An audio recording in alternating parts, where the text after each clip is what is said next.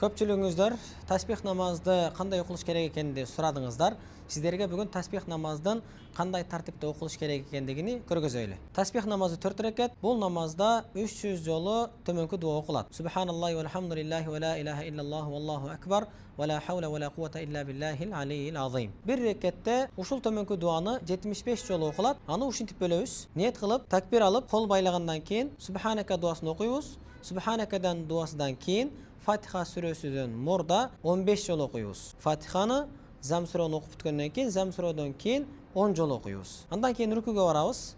Рукуда Субхана раббил азим дуасын окугандан кийин 10 жолу рукуда окуйбуз. 10 жолу окугандан кийин кайра рукудөн турабыз. Сажда менен рукунун ортосунда дагы 10 жолу окуйбуз. Андан кийин саждага барабыз. Аллаху акбар деп саждага барганыбызда Субхана раббил а'ла дуасын окуганыбыздан кийин артынан 10 жолу окуйбуз. Саждадан туруп, эки сажданын ортосунда дагы 10 жолу окуйбуз.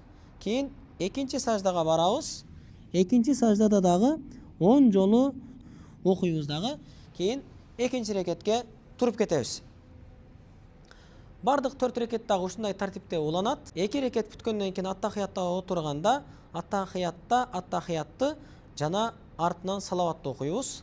Андан кийин 3-чү рекетке турганда Субханака дуасыны кайра окуйбуз дагы.